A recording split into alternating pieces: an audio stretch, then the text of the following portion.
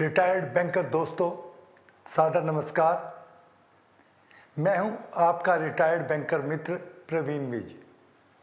बचपन में मैंने कभी पढ़ा था कि लोकतंत्र के 4 स्तंभ होते हैं: न्यायपालिका, कार्यपालिका, विधायक और मीडिया। आज मैं उन स्तंभों पर चर्चा करना चाहता हूं जिनके साथ रिटायर्ड बैंकर्स का भाग्य जुड़ा हुआ है, लेकिन हमें कहीं से भी न्याय नहीं मिल रहा और वहां से हमें देरी हो रही है और लोग इस दुनिया को ही छोड़कर जा रहे हैं और हमें तारीखों के अलावा कुछ भी नहीं मिल रहा। देश की अति सम्मानित संस्था का नाम है न्यायपालिका। आज मेरा प्रश्न उसी से जुड़ा हुआ है। न्यायपालिका में गर्मी की छुट्टियां क्यों? सबको विदित है कि देश की अदालतों में जजों के अनेक पद खाली हैं और लंबित मामलों की संख्या करोड़ों में है। किसी न किसी कारण से अनेक मुकदमे पेंडिंग हैं, फिर भी अदालतों में गर्मियों की छुट्टियां पड़ जाती हैं, जिसका सीधा सा अर्थ है कि अदालतों में छुट्टियों से देश के आम लोगों को न्याय मिलने में और भी देरी होगी। दोस्तों, जब हम बच्चे थे तो गर्मी की छुट्टियों का बेसब्री से इंतजार किया करते थे। इसके पीछे एक तर्क यह था कि बच्चों को गर्मी में भयंकर लू लग जाती है, लेकिन मेरे विचार में हमारे न्यायाधीश महोदय बच्चे तो नहीं हैं। उन्हें सरकार की ओर से हर एक सुविधा प्राप्त है। उन्हें गर्म या सर्द मौसम से कोई फर्क नहीं पड़ना चाहिए। इसके पीछे क्या तर्क है, इस पर दिमाग पर जोर देने के बाद भी मुझे समझ नहीं आया, तो सोचा क्यों ना आपसे ही बात कर लें। हमारे माननीय जज महोदय सरकारी एयर कंडीशन कारों में अपने निवास से अदालतों में जाते हैं। आजकल अदालतें भी एयर कंडीशनड हो चुकी हैं, तो फिर न्यायपालिका में इतनी छुट्टियां क्यों? आपने महसूस किया होगा कि जब बैंकों में कभी 2 या 3 छुट्टियां लगातार पड़ जाती हैं तो बैंकर अपनी जायज़ मांगे पूरी करवाने के लिए एक दिन की हड़ताल करते हैं, तो सारे देश में हाहाकार मच जाता है, त्राहिमाम होने लग जाता है। देश का मीडिया प्राइम टाइम में यह खबर दिखाता है कि इन बैंक कर्मियों की वजह से देश की अर्थव्यवस्था को करोड़ों रुपए का घाटा हो गया। क्या यह मीडिया का फर्ज नहीं है कि यह देश को बतलाएं कि इन लोगों को अपनी जायज़ पूरी करवाने के लिए हड़ताल की जरूरत ही क्यों पड़ती है, या इन लोगों को अदालतों का रुख ही क्यों करना पड़ता है? यह एक ज्वलंत प्रश्न है। क्या छुट्टियों के नियम देश की न्यायपालिका पर भी लागू होने चाहिए या नहीं? सच्चाई यह भी है कि इस देश का न्याय बहुत महंगा है। एक साधारण सा मुकदमा जीतने के लिए उम्र के कीमती वर्ष गुजर जाते हैं। सुप्रीम कोर्ट तक तो पहुंचना ही एक बहुत बड़ी बात है। सुप्रीम कोर्ट के एक साधारण वकील महोदय भी प्रत्येक सुनवाई के 8 से 10 लाख रुपए ले लेते हैं। क्या एक रिटायर्ड बैंकर इतनी फीस अपनी जेब से दे सकता है? फिर समय की कोई गारंटी नहीं। हम रोजाना यह देख रहे हैं और दुखी भी हैं कि इस देश की अदालतों में राजनीतिक और भ्रष्ट लोगों के केसों पर तुरंत सुनवाई होती है। यह अदालतें रात तक उनकी सुनवाई करती हैं, परंतु रिटायर्ड बैंकर तो आम लोगों की श्रेणी में आता है, जिसकी मीडिया या सरकार कोई भी नहीं सुन रही।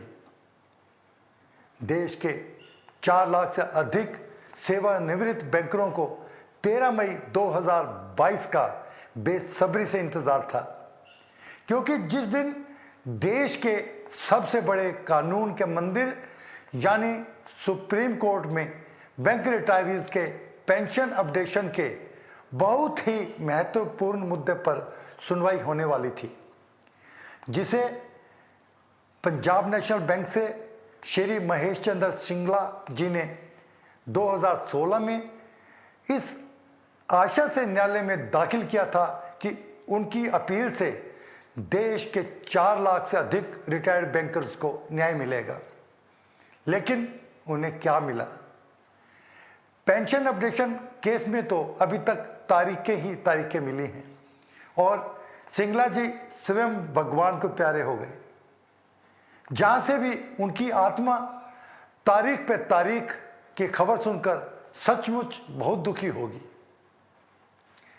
दुख की बात तो यह है कि पिछली तारीख पर सुप्रीम कोर्ट ने आईबीए को अपने आप ही 3 माह की तारीख दे दी और इस बार भी तयशुदा तारीख पर कोई सुनवाई नहीं की गई और किसी ने काफ़ी सफाई से इस महत्वपूर्ण मुद्दे को सुनवाई लिस्ट से गायब कर दिया, यानी केस को ठंडे बस्ते में डाल दिया।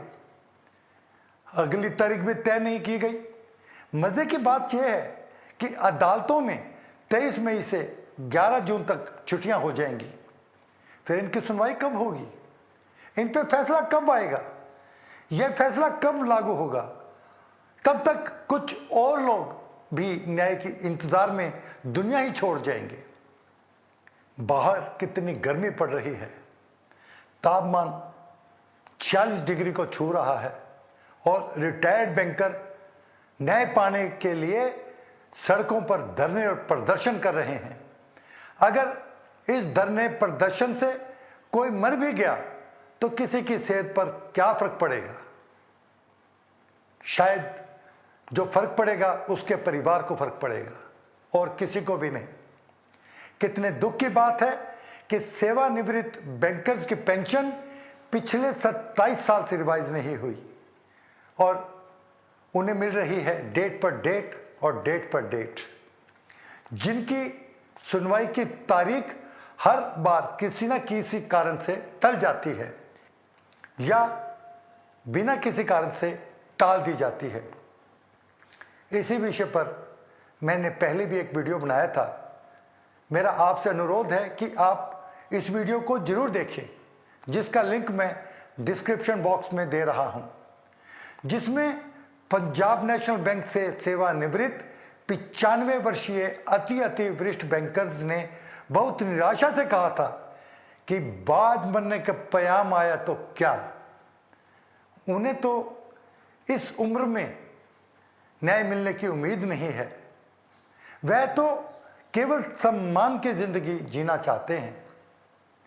आज सबसे बड़ा प्रश्न यह है कि जब देश के केंद्रीय और राज्य सरकारों से सेवानिवृत्त कर्मचारियों की पेंशन बढ़ोतरी एक निश्चित समय के बाद अपने आप हो जाती है, तो रिटायर्ड बैंकर्स का क्या कसूर है? उन्हें अपनी जायज़ मांगों के लिए कभी देश के वित्त मंत्री की ओर, कभी यूएफबीयू की ओर, कभी आईबीए की ओर देखना पड़ता है। वह आईबीए जो स्वयं कह चुकी है कि वह कानूनी संस्था नहीं है, वह कानून के दायरे से बाहर है, वह आरटीआई से बाहर है।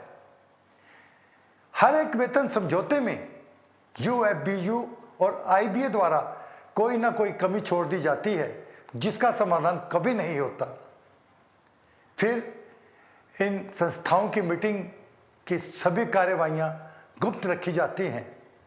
मैं ये मांग करता हूं कि इन मीटिंग्स का प्रसारण लाइव होना चाहिए, जैसे हमारे देश की राज्यसभा और लोकसभा का प्रसारण लाइव होता है। यहाँ पर मैं यह भी कहना चाहता हूँ कि वित्त मंत्रालय के डिपार्टमेंट ऑफ फाइनेंशियल सर्विसेज यानी डीएफएस से भी हमें निराशा ही मिली है।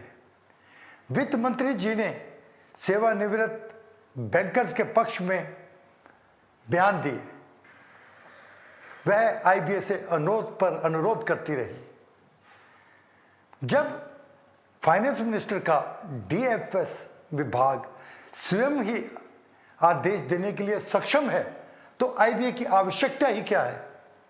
उसके ऊपर करोड़ों रुपया क्यों खर्च किया जाता है?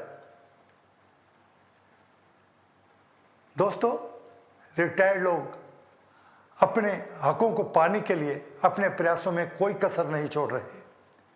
बड़ी यूनियन तो चुप हैं।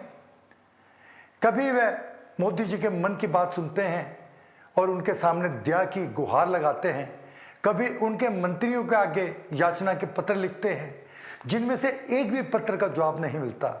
यहाँ तक कि डीएफएस के प्रशासनिक अधिकारी राज्यसभा को भी अनेक बार गुमराह कर चुके हैं। सच बात यह है कि पेंशन अपडेशन से किसी पर वित्तीय भार नहीं पड़ने वाला, क्योंकि यह अपडेशन उनके अपने ही पेंशन फंड से होनी है, जिसमें करोड़ों रुपया पड़ा हुआ है। पिछले दिनों AIBRAF के जनरल सेक्रेटरी श्री जुल्का जी ने सुप्रीम कोर्ट के माननीय प्रधान न्यायाधीश महोदय को 9 पेज का एक पत्र लिखते हुए अनुरोध किया कि इस केस में आगे कोई भी तारीख ना दी जाए। इसी तरह के पत्र केरला से श्री वेणुगोपालन जी, दिल्ली से श्री रविंदर गुरबेज सिंह जी और इलाहाबाद से शुक्ला जी इत्यादि ने भी मुख्य न्यायाधीश महोदय को काफ़ी आशा से लिखे। मुझे मालूम नहीं कि वह पत्र उन तक पहुँचे या नहीं। अगर वह पत्र उन तक पहुँचते तो शायद उसका परिणाम कुछ और होता। आज सच बात यह भी है कि हमें पूरी उम्मीद सिर्फ न्यायपालिका से ही है, लेकिन इसके साथ दुख भी है कि इस बार भी 13 मई के केस पर सुनवाई नहीं हुई और आगे गर्मी की छुट्टियां आ गई। महंगाई ने हमारी कमर तोड़कर रख दी है और कोई यह बतलाए कि हम जाएं तो जाएं कहां। बस आज इतना ही। नमस्कार। आज अपनी सेहत का ध्यान रखें। सूरज अभी ढला नहीं, आशा की किरण बाकी है। जल्दी ही नई सुबह होगी। शब्बा खैर।